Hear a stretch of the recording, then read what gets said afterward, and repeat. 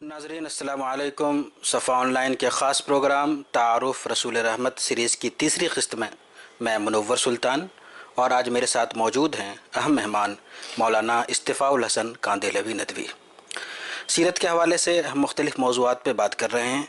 आज हम बात करेंगे इस मौजू पे कि जो महीना है रबीउल अव्वल का, अगर इसको हम मुसलमान सीरत के मुताले के लिए मुंतखब कर लें, इस महीने में मुताले की आदत डालें, तो मेरे ख़्याल से बहुत अच्छा नतीजा सामने आ सकता है, इल्मी एतबार से भी और हमारी ज़िंदगियों पे, हमारे माशरे पे उसके अच्छे असरात मुरतब हो सकते हैं। तो आज हम इसी मौजू पे बात करेंगे कि इस महीने को अगर मुंतखब किया कर लिया जाए सीरत के मुताले के लिए तो इससे क्या फ़ायदा हो सकता है और माशरे पर उसके क्या असरात होंगे।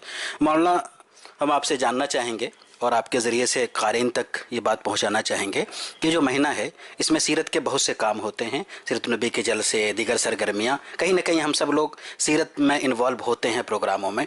तो जो चीज़ में बाकी रह जाती है वो है सीरत का मुताला बरह रास्त। तो अगर हम इस महीने को मुताले के लिए ख़ास कर लें, ख़ुद को यकसू कर लें, तो आपके ख़्याल से उसके क्या असरात सामने आएंगे? अस्सलामु अलैकुम वरहमतुल्लाहि वबरकातुहू। अहमदुहु व उसल्ली अला रसूलिहिल करीम, अम्मा बाद। बहुत बहुत शुक्रिया मुनव्वर सुल्तान साहब इस इज़्ज़त अफ़ज़ाई के लिए। बहुत ही अच्छा सवाल है और बहुत अहम सवाल है। देखिए, नबी करीम सल्लल्लाहु अलैहि वसल्लम की सीरत को तो जानना, उसके लिए कोई वक्त महज महदूद कर दिया जाए ये तो मुनासिब नहीं है। लेकिन आपने जैसा कि सवाल में कहा कि कुछ वक्त साल का ख़ास कर दिया जाए, इसका मतलब ये नहीं है कि बाकी जो वक्त है उसमें उससे गफलत बढ़ती जाए, लेकिन ये कि ये वक्त ख़ास कर दिया जाए। क्यों ख़ास कर दिया जाए, ये एक अहम सवाल है। रबीउल अव्वल का जो महीना है जिसमें नबी करीम सल्लल्लाहु अलैहि वसल्लम की पैदाइश भी हुई और वफ़ात भी हुई। पैदाइश के बारे में मुख्तलिफ़ अक़वाल हैं, चाहे वो 9 रबीउल अव्वल हो, 10 हो, 12 रबीउल अव्वल हो या दीगर अक़वाल हों। और वफ़ात के बारे में जो मशहूर कौल है वो 12 वफ़ात ही का है 12 रबीउल अव्वल ही का है। बहरहाल चूँकि पैदाइश और वफ़ात दोनों इसी महीने में हुई तो इस महीने को एक ख़ास मुनासबत हो गई है नबी करीम सल्लल्लाहु अलैहि वसल्लम की ज़ात से। हम देख रहे हैं और ख़ास तौर पे मैं इस साल महसूस कर रहा हूँ कि रबीउल अव्वल में पहले तो हम या तो हमारे इल्म में था और हम जानते नहीं थे, इस साल वो बात इल्म में आ रही है। हम समझते थे कि हिंदुस्तान, पाकिस्तान, बांग्लादेश, इन्हीं ममालिक में रबीउल अव्वल के महीने को अहमियत दी जाती है दीनी तौर पर, और इसमें सीरत के ख़ास तौर पर प्रोग्राम कराए जाते हैं और लोग उससे फ़ायदा उठाते हैं। लेकिन इस साल मैं ख़ास तौर पर देख रहा हूँ, बल्कि पिछले 1-2 सालों से देख रहा हूँ कि अरब ममालिक में भी बहुत ज़ोर व शोर से इस महीने को मनाया जा रहा है और बहुत ही अहम प्रोग्राम हो रहे हैं और सोशल मीडिया के ज़रिए और दीगर ज़राए के ज़रिए हम तक उसकी इत्तलात पहुँच रही। तो इससे मालूम हुआ कि ये 12 रबीउल अव्वल का महीना जो है नबी करीम सल्लल्लाहु अलैहि वसल्लम की ज़ाती गरामी को लेकर एक माहौल बना रहा है। तो आलम इस्लाम में, पूरे आलम इस्लाम में ये जहाँ जहाँ भी मुसलमान बसते हैं वहाँ पर इस वक्त एक माहौल बना हुआ है नबी करीम सल्लल्लाहु अलैहि वसल्लम की ज़ात की चर्चा का और आपकी ज़ात को मौजू बनाने का। ये जो माहौल है ये बहुत ही अहम और इम्पोर्टेंट चीज़ है। किसी भी चीज़ को समझने के लिए और किसी भी टॉपिक पर काम करने के लिए माहौल बहुत ही अहम चीज़ है।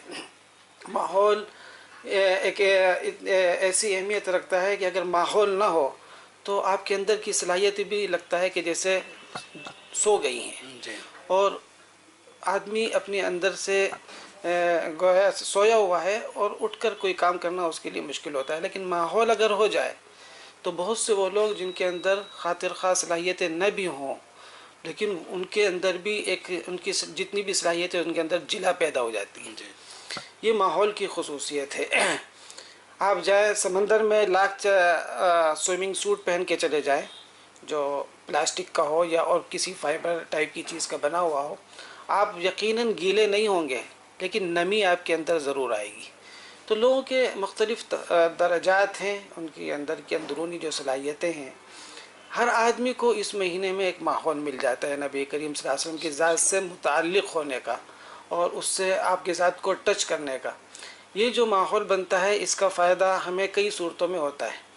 ایک صورت یہ ہے کہ سب سے پہلے ہمارے اندر دلچسپی پیدا ہونا ہو، جب ہم دیکھ رہے ہیں کہ ہر جگہ 12 ربیع الاول کے جلسے ہیں، نبی کریم صلی اللہ علیہ وسلم کی حیات طیبہ کے چرچے ہیں، بڑے بڑے پروگرام ہو رہے ہیں، سوشل میڈیا کھولیے تو اس پہ بھی وہی تقریر آ رہی ہے، کوئی عراق کے کوئی عالم ہیں، کبھی مصر کے عالم ہیں، کہ سعودیہ کے عالم ہیں، یا پھر ہندوستان، پاکستان، بنگلہ دیش کے ایک تواتر کے ساتھ جو پروگرامز ہو رہے ہیں دنیا بھر میں، وہ خبریں ہمارے پاس چلی آ رہی ہیں۔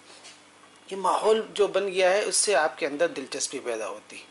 جو دلچسپی کسی بھی موضوع سے فائدہ میں درک حاصل کرنے کے لیے دلچسپی کا ہونا ضروری ہے۔ دلچسپی آپ کے اندر اگر نہیں ہے اور آپ کسی طرح اپنے دماغ اس میں نہیں لگا پا رہے ہیں تو پھر سمجھیے کہ آپ اس موضوع کا حق ادا نہیں کر سکتے۔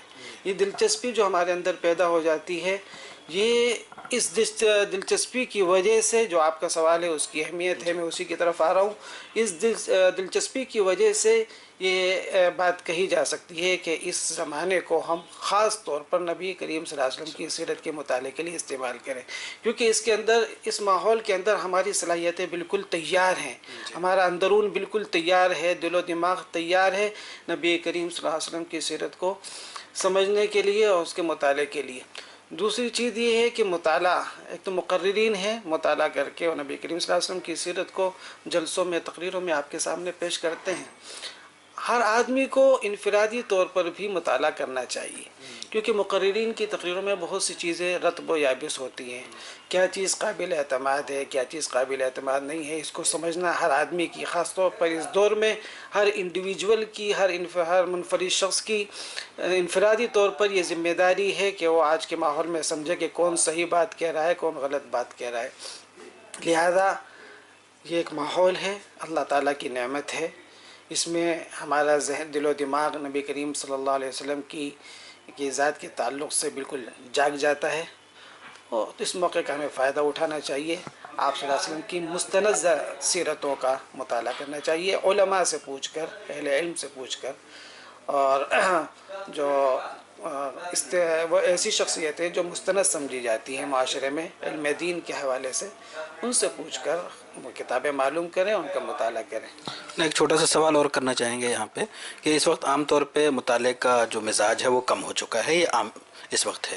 دوسرا جو نوجوانوں کا طبقہ ہے، ان کے ذہنوں میں یہ بات آ رہی ہے کہ اب کتابوں کو کون دیکھے، سوشل میڈیا موجود ہے، انٹرنیٹ کی ڈھیروں سائٹیں موجود ہیں، جس موضوع پہ جب طبیعت ہوگی ہم دیکھ لیں گے، ہم مستقل کیوں پڑھیں؟ ایسے لوگوں کے بارے میں آپ کیا کہنا چاہیں گے؟ جی، میں نے جو بات عرض کی کہ انفرادی طور پر ہر آدمی کو مطالعے کی ضرورت ہے، اس کی وجہ یہ ہے کہ اگر آپ نے اپنے آپ کو سوشل میڈیا پر چھوڑ دیا، ٹی وی چینلز پر چھوڑ دیا، ٹی وی چینلز بھی ہیں جس میں دینی چینلز بھی ہیں بہت سے، لیکن اگر آپ نے اپنے آپ کو ان پر چھوڑ دیا تو پھر آپ کو خود نہیں پتہ ہوگا کہ آپ کس دھارے پر بہے جا رہے ہیں۔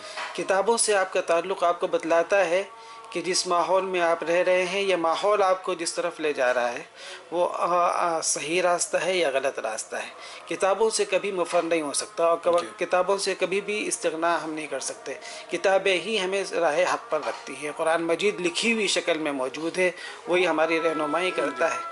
تو یہ بات تو ایک کہہ سکتے ہیں کہ یہ عقل سے پرے ہے اگر ہم اپنے آپ کو کتابوں سے الگ کر لیں۔ کتابوں سے جڑے رہنا تو ہر آدمی کے لیے لازمی ہے۔ بہت شکریہ، جزاک اللہ۔ ناظرین، آپ دیکھ رہے تھے صفا آن لائن کا خاص پروگرام تعارف رسول رحمت، اور آپ نے بھی سنا کہ ہمیں اپنا وقت تھوڑا سا فارغ کرنا چاہیے سیرت کی کتابوں کے مطالعے کے لیے، اور اچھی کتابوں کا انتخاب کرنا چاہیے جس سے ہمارے علم میں بھی اضافہ ہوگا، اور انشاءاللہ اس کے بہت اچھے اثرات مرتب ہوں گے۔ ہمیں امید ہے کہ ہم اپنا تعلق سیرت سے بڑھائیں گے، اور خاص طور پہ ان کتابوں کا، سیرت سے متعلق اہم کتابوں کا ضرور مطالعہ کریں گے۔ بہت بہت شکریہ، جزاک اللہ۔